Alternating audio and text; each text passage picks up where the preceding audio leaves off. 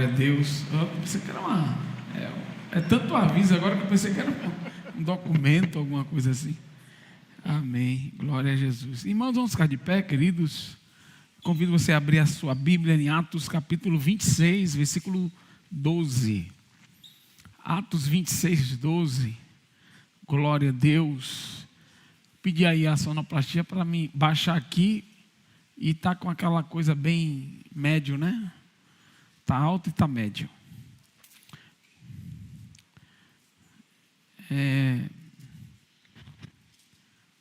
Atos 26, agora aumenta um pouquinho só.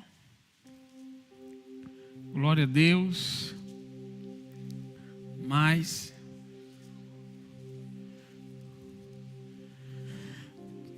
Aleluia. Glória a Jesus. Atos 26, 12. O texto é grande, então eu vou ler. Eu irei ler esse texto, apenas uma parte dele. E a gente vai construindo aqui o contexto para que a gente se encontre no período histórico de Atos aqui. Atos, que é o único livro histórico do Novo Testamento, né? Escola Bíblica Dominical, né? Glória a Deus. Vamos lá? Atos 26, versículo 12. Diz assim: sobre o que, indo então a Damasco, com poder e comissão dos principais sacerdotes, ao meio-dia, ó rei, vi no caminho uma luz do céu, que excedia o esplendor do sol, cuja claridade me envolveu a mim e aos que iam comigo. E caindo nós todos por terra, ouvi uma voz que me falava em língua hebraica. Dizia, uma voz, vou repetir, ouvi uma voz que me falava, e em língua hebraica dizia: Saulo, Saulo, por que me persegues? Dura coisa te é recalcitrar contra os aguilhões. E disse eu: quem és, Senhor? E ele respondeu: eu sou Jesus, a quem tu persegues. Mas levanta-te e põe-te sobre teus pés, porque te apareci por isto, para te pôr por ministro e testemunha, tanto das coisas que tens visto, como daquelas pelas quais te aparecerei ainda, livrando-te deste povo e dos gentios a quem agora te envio, para lhes abrires os olhos e das trevas os converteres à luz, e do poder de Satanás a Deus, a fim de que recebam a remissão de pecados e herança entre os que são santificados pela fé em mim. Por isso, ó Rei Agripa, não fui desobediente à visão celestial. Toma assento. Tem alguns textos que eu sou meio aqui apaixonado da Bíblia. Esse é um dos. Eu preguei em um deles no domingo. Esse texto aqui, eu tenho um amigo que nós crescemos juntos no Evangelho, pastor Gustavo. Hoje ele é pastor também, juntamente comigo. E eu me lembro que a gente ainda como obreiros, né, auxiliares, a gente ficava recitando um para o outro o diálogo de Paulo e Agripa, né? O diálogo de Paulo entre os reis. Não sei se vocês já se debruçaram, tem muito conhecimento, né? Tem muita a linguagem rebuscada, né? E a gente ficava citando um para o outro, fazendo esse diálogo. E aqui está um dos diálogos que realmente tanto o diálogo de Paulo com Agripa, quanto o de Paulo com Festo, São diálogos bem interessantes. E nós estamos diante de Paulo. Nós lemos em Atos, está registrado em Atos, no capítulo, eu acho que é 12, né? É 12? Deixa eu ver aqui. O encontro de Jesus com Paulo. 9, né? Defesa de 9, é isso aí, 9. A conversão de Saulo no capítulo 9. Mas nós estamos diante de um texto agora que o próprio Paulo está relatando a experiência. Enquanto Atos 9 você tem Lucas como um narrador falando o que aconteceu, como um observador da cena, falando aquilo que aconteceu com Paulo. Paulo agora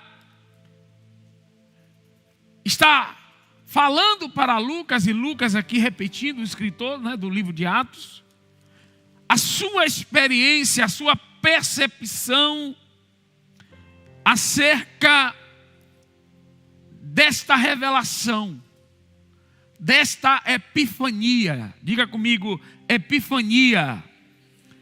A epifania de Paulo. E o que é epifania? É uma manifestação divina que traz uma iluminação específica para a nossa vida, nos levando a compreender profundamente a essência de algo. Existem momentos de epifanias na Bíblia, de pessoas que passaram por essa experiência. Por exemplo, o filho pródigo, quando a Bíblia diz que ele cai em si, ele tem uma epifania, uma revelação do estado dele, do real estado dele. E nós estamos diante do apóstolo dos gentios, agora relatando a sua epifania, o seu encontro com Deus, a epifania que o transformou de um jovem que estava sendo preparado para ser um popstar do hebraísmo, do judaísmo, para ser uma figura relevante, talvez substituir até mesmo o mestre de quem ele recebeu a maior parte do seu conhecimento, em um que seria odiado pelos judeus, pela maioria deles. Jesus aparece no meio do caminho de Damasco para Paulo. Paulo, que era naquele tempo um perseguidor de cristãos, que ainda não eram chamados de cristãos, mas de os do caminho. Eu não sei se vocês sabem, esse foi o primeiro nome que a gente recebeu, né? Então, se algum dia chegar para você e dizer assim, e você é do caminho? Pode dizer assim, não, sou do caminho, né? Amém, irmão? Amém, irmão? Os do caminho. Esse foi o primeiro nome dado aos crentes. Imagine você, que situação, né? Os do caminho. E aí a Bíblia vai dizer que Saulo pegou cartas, autorizações das autoridades judaicas, que naquela época tinham poder de polícia. Era uma polícia do templo, eles tinham poder de polícia dado a eles pelos romanos. Eles só não podiam matar, mas podiam prender, podiam bater, podiam infligir castigos. E com essas cartas na mão, Saulo saiu perseguindo os cristãos para que negassem a Cristo, para que blasfemassem do caminho. E nessa ida, respirando ânsias de morte, ânsias de vingança, Saulo toma o caminho de Damasco, para que lá em Damasco, na época um grande centro, uma grande cidade da época, ele pudesse levar aqueles que estavam pregando essa nova doutrina que é o cristianismo. E foi neste momento, no meio do caminho, que Cristo resolve se revelar para Saulo. A descrição aqui é que A hora da revelação era o meio-dia. Diga comigo, no meio-dia. Brilhou, diga comigo, brilhou uma luz mais forte do que o sol. Meu Deus. Meu Deus. Brilhou uma luz mais forte do que o sol. E a Bíblia, e Saulo está aqui falando para o rei Agripa, Herodes Agripa, filho de Herodes o Grande, dizendo sobre a sua experiência e por que ele estava ali preso. E por que ele tinha invocado para ser julgado por César. E nessa narração de Paulo, nós entendemos que ao se revelar para Paulo, Cristo o incumbiu de uma chamada e de uma missão. Diga comigo, de uma chamada e de uma missão. Toda epifania, toda revelação que envolve chamada de Deus, envolve missão. Nós vamos ver isso lá na frente. E no contexto bíblico, a missão ela é única. Ela é geral. Não existem 2, 3, 4 missões dentro de um contexto neotestamentário. A missão é única. Nós só temos uma missão. Ela é para todo cristão. Mas a chamada ela é específica. A chamada ela é inspiradora. E muitas vezes ela é única para cada pessoa. Às vezes para um ministério, uma igreja local. Você percebe que existem igrejas que elas agem em uma área mais específica do que a outra. E isso é a chamada. Que alguns falam de visão, mas visão não é isso. Mas não vamos entrar em termos aqui, em briga de termos. Mas isso é a chamada. Então, toda e qualquer missão recebida de Deus nos conecta à missão do sacerdócio real. Vamos abrir 1 Pedro aí 2:9 para a gente começar a ler a Bíblia. Mais uma, isso. É culto palavra viva, né? Então vamos lá. 1 Pedro 2:9. Eu gosto desse texto porque ele tira todas as dúvidas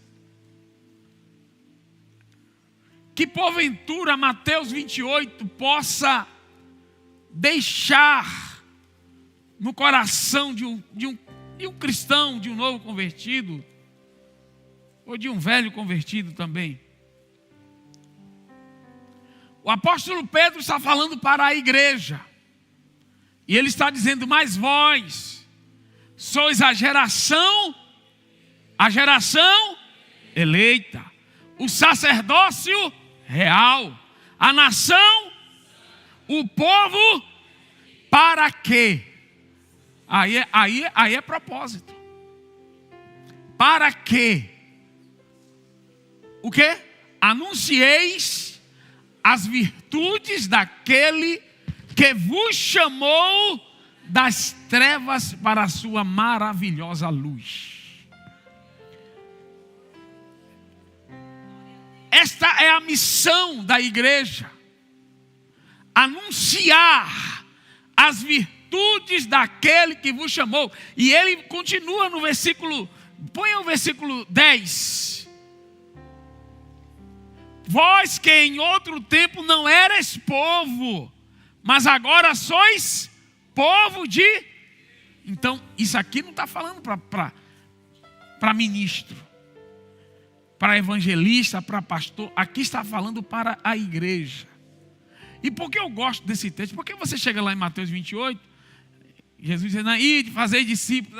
Aí um diz assim: não, mas ele falou para os apóstolos, ali falou para quem estava... Não, aqui é para o povo. Está falando para a igreja, está falando para mim, está falando para você que é novo decidido.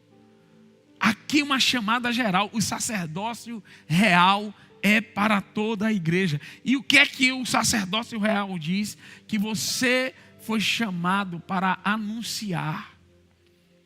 Volta aí o versículo 9 para a gente gravar. Você foi chamado para anunciar, diga comigo, anunciar as virtudes daquele que vos chamou das trevas para a sua maravilhosa luz. E este anúncio, ele não é um anúncio apenas oral. Foi o que agora o irmão Francisco acabou de falar aqui.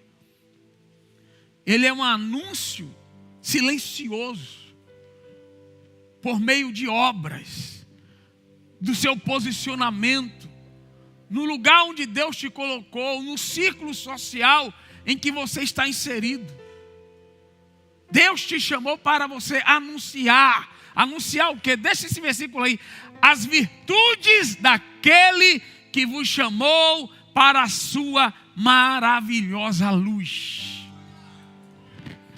As pessoas precisam ver em nós as virtudes de Deus. Nós precisamos falar disso para as pessoas. Então, toda e qualquer missão recebida de Deus nos conecta à missão do sacerdócio real. Não importa se você foi chamado para ser um ministro do Evangelho, um médico, um engenheiro, um comerciante, um juiz, um desembargador, um enfermeiro, alguém que trabalha na indústria, um eletricista, um pedreiro, não importa qual é a sua chamada, mas você, aonde quer que você esteja, você foi incumbido de anunciar as virtudes daquele que vos chamou das trevas para a sua maravilhosa luz. Você é povo de Deus. Quem é povo de Deus aqui? Levanta a mão e dá um glória a Deus aqui. Então a missão é essa. Diga comigo, a missão é anunciar. A chamada fala do que fazer e como fazer para realizar a missão. Então isso vai diferir, vai mudar de acordo com a pessoa, de acordo com a igreja, de acordo com o ministério. Então a chamada era específica. Por exemplo, eu não fui chamado para ganhar vidas cantando. Entendeu? Nem tocando teclado. Não fui, não é a minha chamada. Mas Deus levanta pessoas como Dino, né, para, através da música, ele anuncia as virtudes daquele que o chamou das trevas para a sua maravilhosa luz. Então, voltando à história, eu fui lá para poder, né? Voltando à história, vamos voltar para o texto.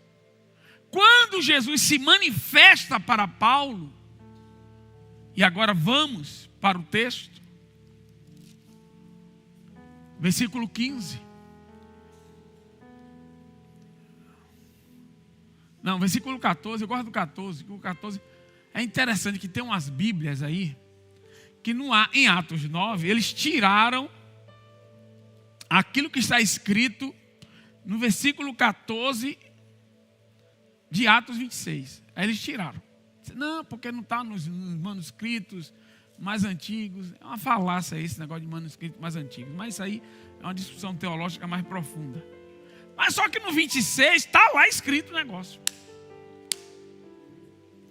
Aí dizem que é adição. A questão é que no 26 não é adição. Então está aí. E o que é que está aí?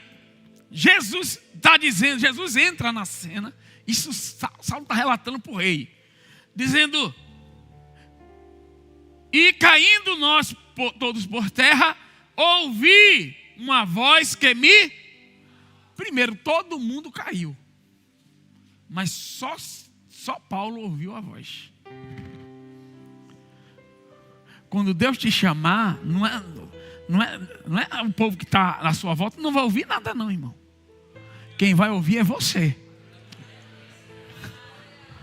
Ah, Senhor, porque fale com fulano, fale com minha mãe, com meu pai, com isso, com aquilo. Não, Deus vai falar com você. Quem vai ouvir a voz é você. Eles podem até cair, mas quem ouve a voz é quem tem a chamada. Quantos recebem de Deus aqui?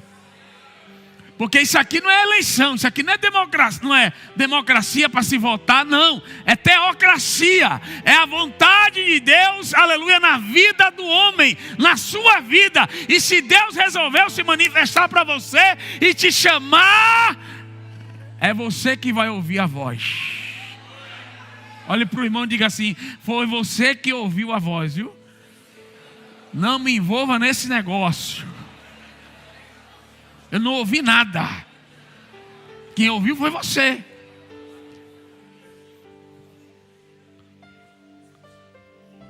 Sim ou não? Todo mundo caiu, mas só ele ouviu. Está escrito aqui. Aí ele diz assim, disse: quem és, Senhor? E ele respondeu: eu sou Jesus, a quem tu persegues.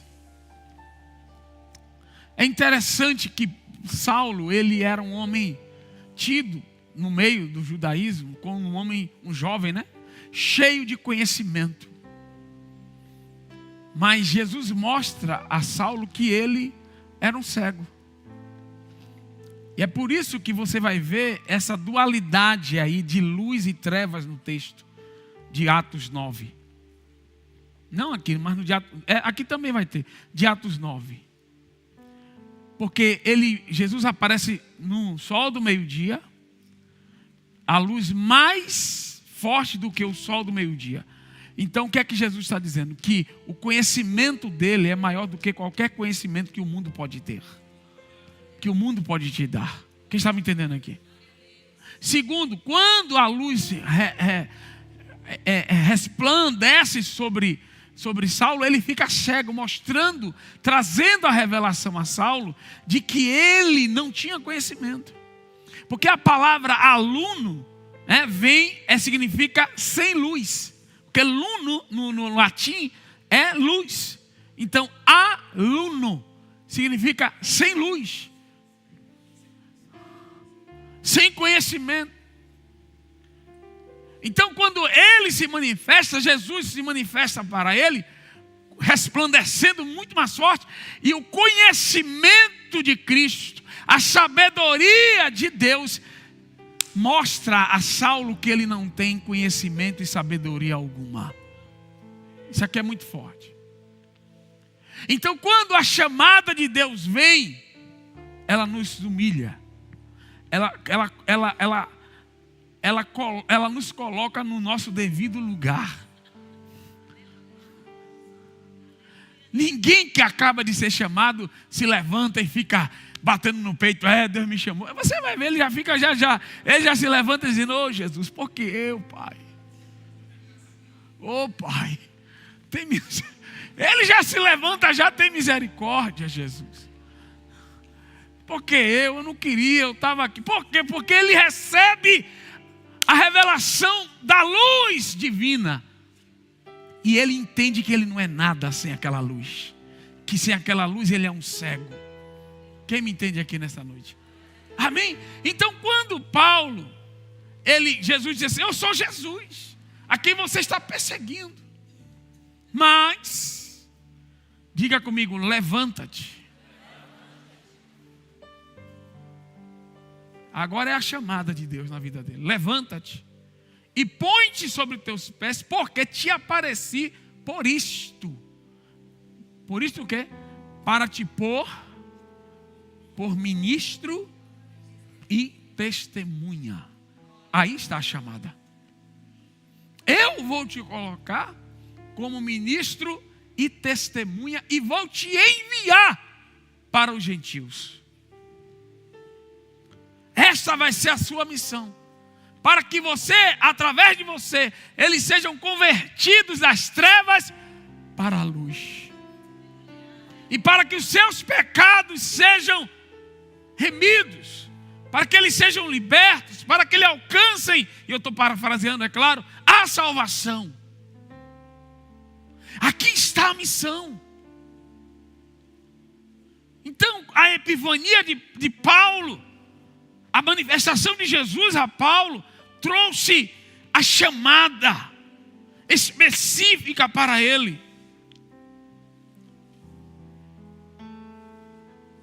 Todos precisamos, irmãos, de uma epifania divina, de uma experiência em que Deus torna o seu entendimento cristalino acerca do propósito dele para nós, acerca de situações que nós estamos vivendo. E quando é interessante que eu mesmo, a minha conversão, eu me converti por uma epifania. Eu tinha 16 anos, estudava no colégio Costa e Silva, na Cidade Baixa. E lá eu conheci meu pai na fé, professor Carneiro. E ele começou a pregar naquela época, imagine, né, como o mundo era, como a gente era feliz, a gente não sabia, né? Naquela época ele tirava uma aula para poder falar do Evangelho. Hoje em dia o cara, se fazer isso, sai preso direto para a cadeia. A gente era feliz e não sabia. E aí ele começou a falar do Evangelho de Jesus e tal. Eu disse assim, rapaz, eu não vou ficar fora desse negócio não. Esse negócio aí parece que é sério. Eu, adolescente, né? E aí, ele começava a trazer testemunhos, né? Coisas assim, extraordinárias que aconteciam. Foi a primeira vez que eu ouvi essas coisas, testemunhos de pessoas que foram livres de assalto, de não sei o que lá, curadas. E aquilo ali me encantou, sabe? Eu fiquei assim, dizendo, maravilhado com aquilo. Disse, meu Deus, que coisa tremenda. E aí, eu endureci meu coração e disse o seguinte, eu só vou para a igreja depois que acontecer um negócio desse comigo. Esse negócio aí é bom, tanto tem que acontecer comigo. E aí ele me chamava sempre para ir no culto na casa dele, um GC que tinha lá na época. E eu nunca fui por conta disso. Eu disse, não, Deus vai ter que falar comigo também com esse negócio aí. Eu quero uma coisa diferente. E um certo dia, uma certa noite, na verdade, eu acordei ouvindo a voz de Jesus. Não, eu não estava dormindo. Eu estava dormindo e acordei ouvindo a voz dele. E a voz dizia, você tem que me aceitar, você tem que se converter a mim. E ficava repetindo, igual um disco arranhado. Você tem que me aceitar, você tem que se converter. Você tem que me aceitar, você tem que se converter. E eu estava deitado e aquela voz começou a entrar dentro de mim, começou a entrar dentro da minha alma, começou a me constranger, eu comecei a chorar. Quando eu me vi, eu já estava de joelhos na cama, chorando. E quando eu falei, eu aceito, a voz parou. Ali eu me converti. E quando eu olhei para o escuro daquele quarto, eu me via pregando em praça pública. Eu me via pregando para muita gente me seguindo. Irmão, eu não era crente. Não ia para a igreja. Já tinha ido muito cedo, né, para a igreja católica. E naquele dia a minha vida ali mudou completamente. Eu acordei de manhã parecendo um doido. Minha mãe tem que ir para a igreja, tem que ir para a igreja, que tem que ir para a igreja. E eu comecei a buscar, naquela época, ainda não integrado ao corpo da igreja, eu comecei a pedir a Deus que me mostrasse um lugar para ir, uma igreja. Não fui logo em qualquer igreja. E aí tinha uma igreja na rua, perto da rua onde eu morava. E eu entrei naquela igreja, levantei a mão. E pela graça de Deus, minha mão está levantada até hoje para a glória do nome dele. Aplauda ao Senhor nesta noite. Aleluia. Depois disso, Deus me conduziu por esse caminho. Então, quando Saulo, e eu já vou para a parte principal do sermão. Quando Saulo, ele recebe a missão, ele diz, para o rei: eu não fui desobediente à visão. Eu não fui desobediente à revelação que eu recebi de Deus. Eu não estou aqui por desobediência. Eu não estou aqui porque eu criei confusão, porque eu quero, não. Eu estou aqui porque eu recebi uma revelação de Deus. Eu fui tocado por Ele. O Senhor se manifestou para mim. Preste atenção, que isso aqui é muito forte. O Senhor se manifestou para mim. Então todos nós precisamos de uma epifania divina. É um momento em que Deus ele mostra o caminho. É um momento em que você entende o que Deus quer para você. E eu creio que todos nós, todo aquele que nasceu de novo, passa por esse processo. Porque Deus não vai te gerar para Ele sem nenhum propósito. Deus não vai te gerar para você ficar aí solto, como se não tivesse nada para fazer. Não. Existe uma chamada. Seja ela dentro do ministério, seja ela, aleluia, lá no mercado. Não importa onde você esteja servindo, porque o próprio Pedro já diz que quando nós estamos trabalhando para os demais, para os senhores, nós temos que fazer como se estivéssemos servindo a Deus. Então teu trabalho é o teu ministério, meu irmão. A missão que Deus te incumbiu é um ministério. Não, porque a minha vida é secular. Não existe vida secular e vida eclesiástica. Existe vida com Deus. Existe vida com propósito. Quem me entende aqui nessa noite?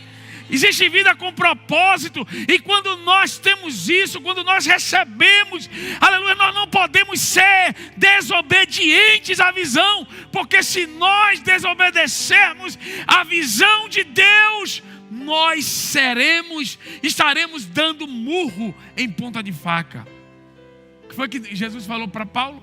Duro é para ti recalcitrar contra os... Pronto, isso é uma palavra bonita, né? Uma coisa bem bonita. No baianês é duro, é ruim para você, Saulo, dar murro em ponta de faca. É ruim. Você não vai para lugar nenhum. A minha pergunta hoje aqui e a primeira e única pergunta: o que Deus falou quando se manifestou a você?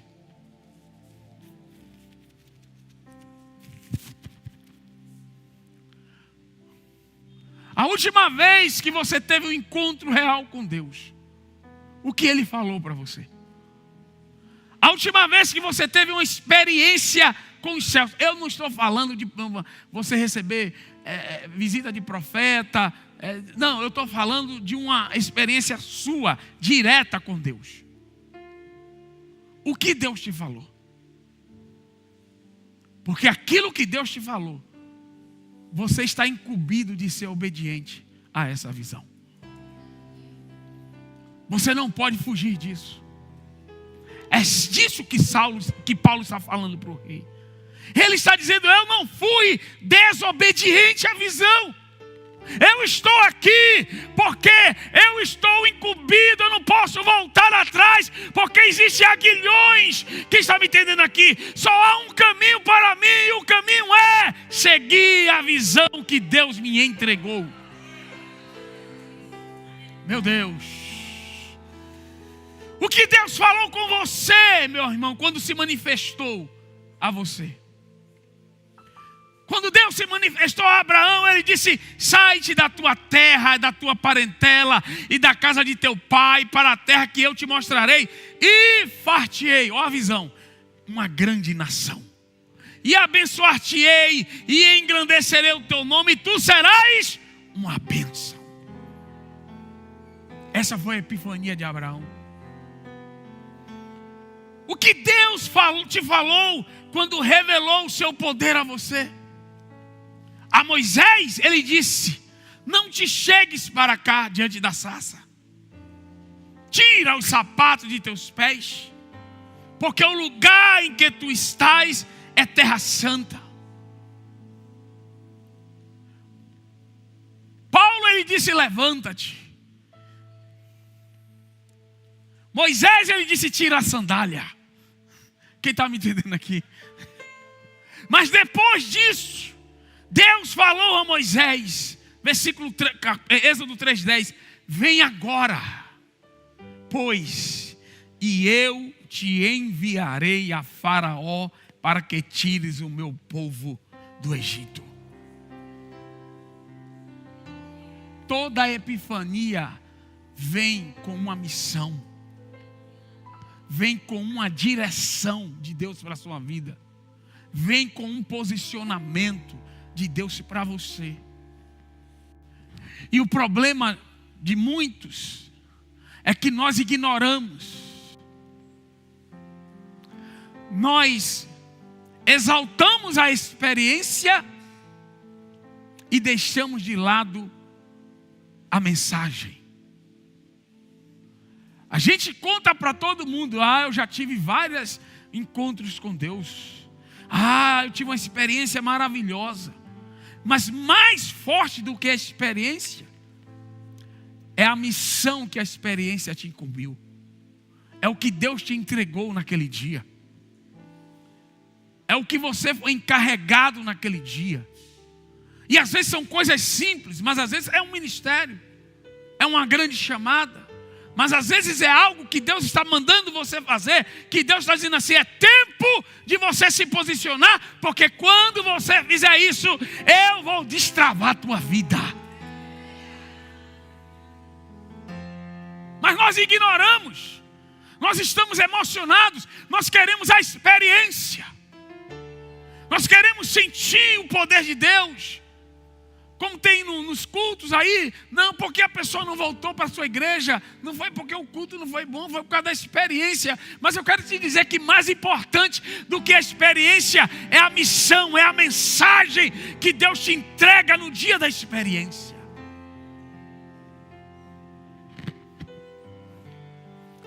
Antes de conhecer a missionária Gisele, eu estava me engraçando com a menina lá na igreja,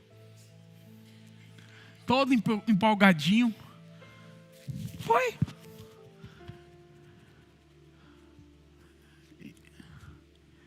E eu tive uma experiência assustadora. Foi a experiência assim de sentir a mais assustadora que eu já tive. Eu morava sozinho e eu estava todo empolgadinho, Dino. Empolgado, menino empolgado. E eu cheguei do culto normal, fui dormir. Você sabe o que é Deus entrar no seu quarto? Foi um negócio tão estranho e tão forte que eu fico até com coisa assim de falar, porque é o seguinte: uma mão veio e me amassou me empurrou para baixo do colchão. Assim, eu estava em cima da cama e pressionou. E eu fiquei sem ar. Você sentia uma mão no seu peito te empurrando. Só que a voz saía da porta. Era como se Deus chegasse na porta, estendesse a mão e empurrasse. E Deus disse assim: não. E Deus disse assim: Deus falou o nome da pessoa. Não, Deus falou o sobrenome dela. Cuidado com fulana e tal. Não falou nome, falou sobrenome, falou o nome da família. Não tem um negócio com eles. Irmão, Deus escolhe pessoas, Deus escolhe famílias. Quem está me entendendo aqui? É muito forte isso aqui. Cuidado. E aí depois disso, Deus começou a me falar sobre a minha chamada. Deus falou comigo sobre os meus filhos, que eu ainda nem casado era. Deus disse assim: eu te darei filhos abençoados. Irmão, isso aqui é muito forte. Eu fiquei assustado. não conseguia respirar direito porque me sufocou. Eu acordei, eu levantei da cama pedindo perdão a Deus, assustado. Senhor, me perdoe. Senhor, totalmente. Então existem coisas que quando Deus chega para você, a experiência é bom. Eu tive, Deus veio comigo, Deus. Mas o que foi que Deus te entregou naquele dia? O que Deus falou com você? Não ignore isso. Porque toda a epifania, toda a manifestação de Deus na vida de um crente é encarregado. Vem junto com ela um direcionamento, um posicionamento, uma missão. Que se nós ignorarmos isso, a nossa vida trava. Trava, quando eu falo trava em relação ao que Deus quer. Porque às vezes pode destravar para o outro lado. E o pior é quando destrava para o outro lado. Porque aí você se perde. A pior coisa é você ter sucesso fora do propósito de Deus. Não existe coisa mais terrível do que essa. Aí eu pergunto, o que Deus te falou quando tocou em você? Olhe para o irmão e diga assim, o que Deus te falou quando tocou em você? Quem já foi tocado por Deus aqui nessa noite? Quem já foi? Alguma vez na sua vida? Levante a mão para eu ver aqui. Pronto. O que foi que Deus te falou naquele dia? Porque Deus não apenas tocou. Tocou, você sentiu aquela coisa. Não, irmão. Teve uma mensagenzinha aí, não teve não? Está lembrado agora? Se você não estava lembrado, tinha esquecido, Deus está te trazendo agora. Você tem que seguir isso. Você tem que abraçar esse negócio. É isso que Paulo está dizendo. Eu não fui desobediente à visão.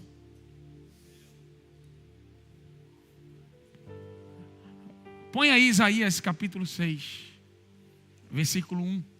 Vamos ler, abra a sua Bíblia aí. A gente vai ler esse versículo, esse texto. A gente vai ler até o 9. Põe aí, bênção. Eu vou lendo e você vai passando. No ano em que morreu o rei Uzias, eu vi também o Senhor assentado sobre um alto e sublime trono. E a cauda do seu manto enchia o templo.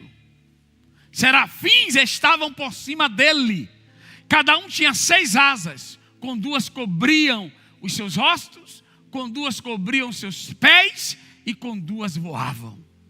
E clamavam uns aos outros dizendo, Santo, Santo, Santo é o Senhor dos exércitos, toda a terra está cheia da sua glória.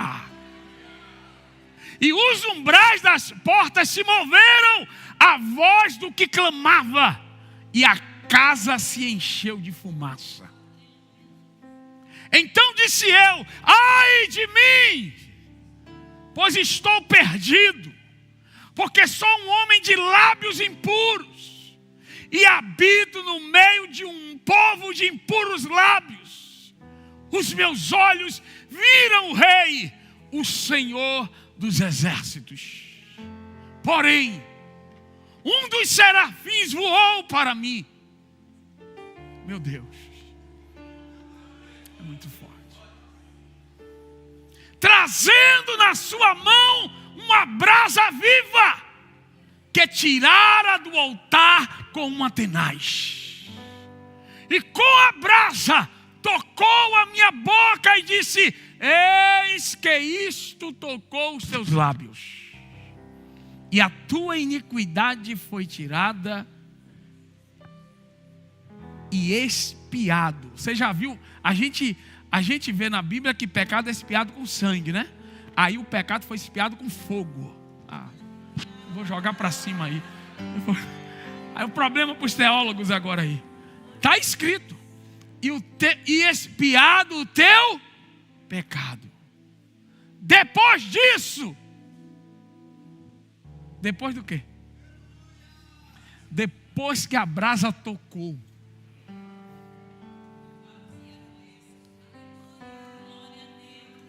Foi lá, Deus veio, me tocou a brasa, pronto, fui para casa alegre, celebrei, fiz um culto de ação de graça, saí de férias. Não. Fui para a Europa, fiz um tour na Itália. Não. Depois disso, quem quer ter experiência com Deus ainda aí? O pessoal está com medo agora de ter isso. Depois disso, ouvi a voz do Senhor que dizia: a quem enviarei? E quem há de ir por nós? Então eu disse: eis-me aqui, envia-me a mim. 9. Então disse ele: vai.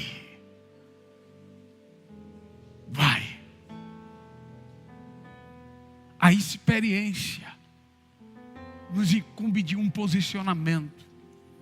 A experiência, a epifania nos incumbe de uma missão. Deus não se revela para nós para massagear nosso ego, para nos colocar mais uma estrela de homem e mulher que tem experiência com Deus. Toda vez que Deus se revela a alguém, toda vez que Deus se manifesta a alguém, Ele vem com um posicionamento. Há um propósito nisso. Há um propósito no encontro de Deus com você. Deus não vai tocar em ninguém e essa pessoa simplesmente vai continuar com a mesma vida que ela estava levando, no mesmo caminho que ela estava indo. Esqueça isso. Isso aí é experiências, são falsas experiências espirituais, experiências que só provocam questões emocionais da alma. A pessoa às vezes cai. Deus já me usou muito para orar, muita gente cair, jogar paletó, o povo sai. Isso aí, né? Quem me conhece das antigas sabe, era um corredor de fogo, aquela coisa toda. Era uma loucura. Mas teve um dia que eu disse assim: Deus, esse negócio é o seguinte, eu estou vendo muita gente caindo aí. Queria falar aqui um negócio com o senhor. Dá para o senhor só derrubar quem o senhor realmente vai fazer um mistério aí, alguma coisa? Porque não adianta a pessoa cair e voltar a levantar da mesma forma. Porque tem muita gente que cai pela emoção. É só emocional. É só uma questão emocional. E aí grita e fala língua estranha. Pastor, mas fala língua estranha. Mas eu estou falando de uma epifania. Eu estou falando de Deus resolver se encontrar com você. Quando Deus marca um encontro com você, diz assim: é hoje que eu vou pegar ele. Quem está me entendendo aqui? Isaías estava confortavelmente, perigosamente confortável, aleluia, lá dentro do palácio do rei Uzias. Era o profeta contratado do rei. Não sei se vocês sabem, alguns dos profetas que tem na Bíblia eram profetas contratados, eram funcionários públicos. Para você entender. Pastor, existia isso? Existia, na Bíblia tem. Alguns que eram contratados. Tanto que Abacuque mesmo era um deles. Aí quando você vai ver a denúncia de Abacuque, ele é todo cheio de dedo ali, porque ele não pode chegar e chutar o pau da barraca. Mas já Ageu não, Ageu é diferente. E tem o outro, o Naum era criador de gado. Ele já chegou já chutando o pau da barraca, não recebia nada. Isaías era um profeta contratado, funcionário, estava lá, envolvido em algumas maracutaias. E Deus disse assim: eu vou te pegar. E quando a segurança terrena dele morre, que vai virar o trono, o filho disse assim: você é o primeiro a rodar. Ele aí resolve ir para o templo. Aí resolve vir para a igreja, resolve buscar, resolve orar. Quem está me entendendo aqui?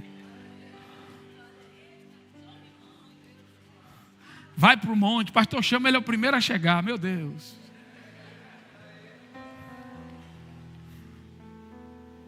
Quando ele entra no templo, Deus disse assim: vem aqui.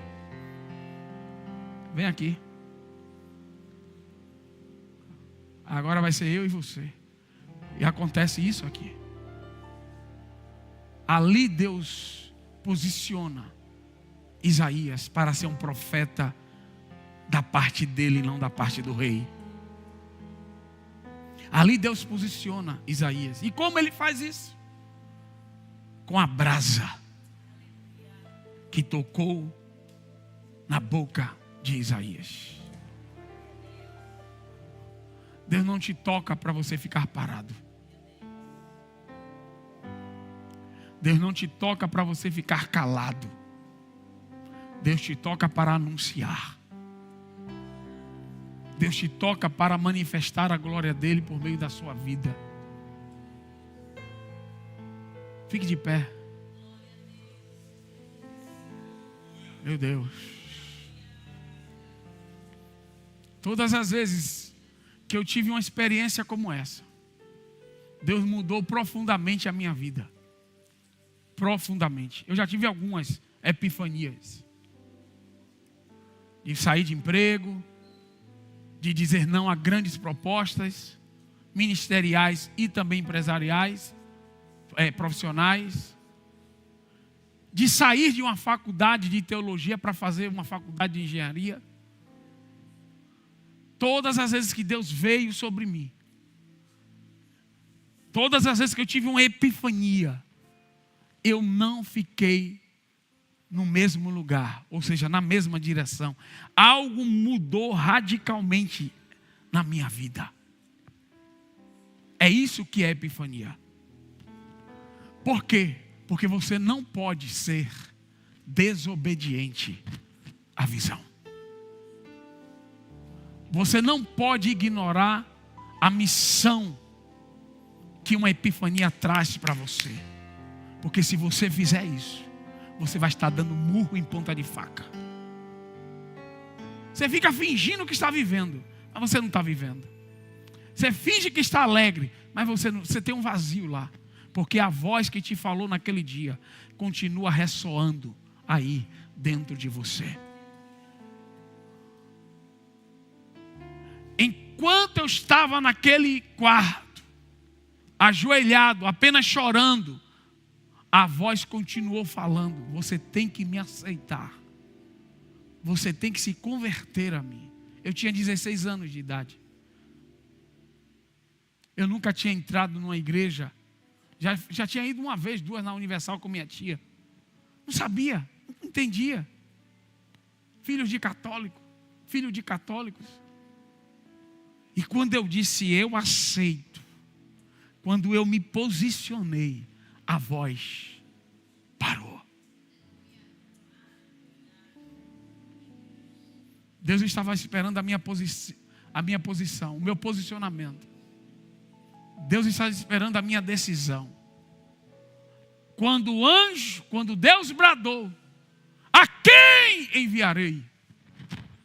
O céu fez silêncio,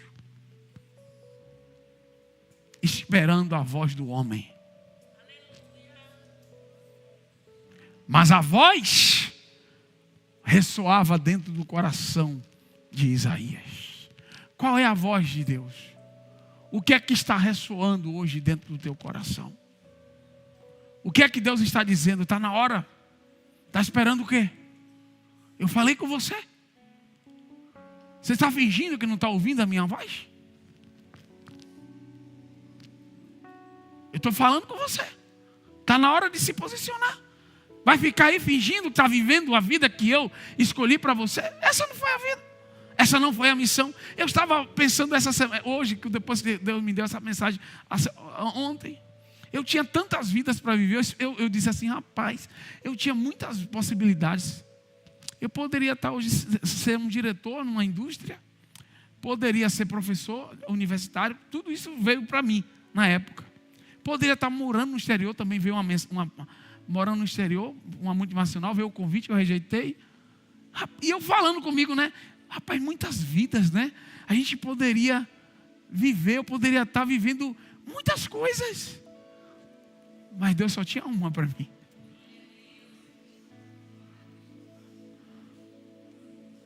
A quem enviarei? Deus está chamando você hoje. Deus está chamando. Porque a voz dele continua ressoando dentro de você. E não adianta. Enquanto você não responder, ela não vai parar de ressoar. Enquanto você não responder. Saulo, Saulo, por que me persegues? Quem és, Senhor? Eu sou Jesus, a quem tu persegues.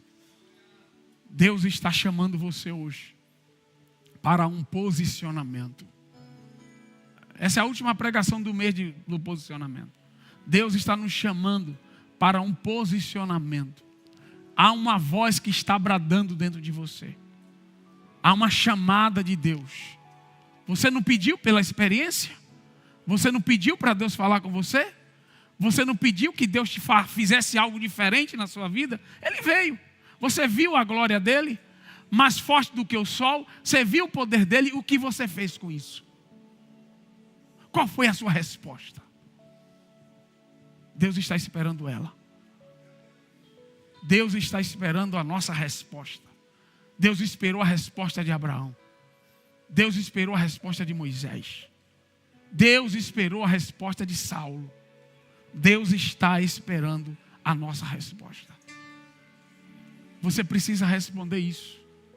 Chega. Ou então você vai ter que conviver com essa voz aí, ressoando dentro de você. A quem enviarei? Cadê você? Para responder essa chamada. Eu quero que você curve a sua cabeça. Essa é uma pregação de reflexão. Para que você saia daqui hoje dizendo assim: eu preciso responder a chamada de Deus. Eu não posso ser desobediente à visão. Pai, eu oro nesta noite em nome de Jesus. Eu oro por cada filho teu, por cada filha tua. Eu oro por aqueles que tiveram uma epifania e pelos que não tiveram. Os que não tiveram ainda, eu oro que o Senhor se revele para eles. Fale com eles, os direcione. Mas em especial eu oro por aqueles que já tiveram, que buscaram a tua face, que em oração e súplica pediram que o Senhor falasse com eles, se revelasse a eles, que o Senhor viesse como o Senhor veio sobre Saulo.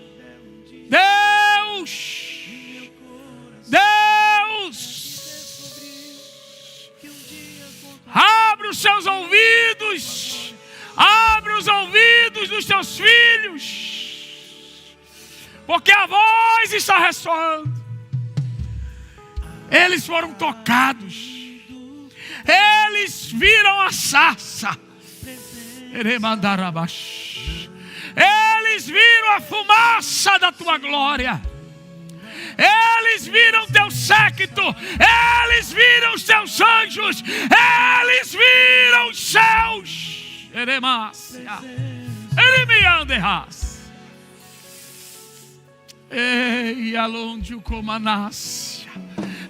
Eles viram a luz mais forte do que o sol.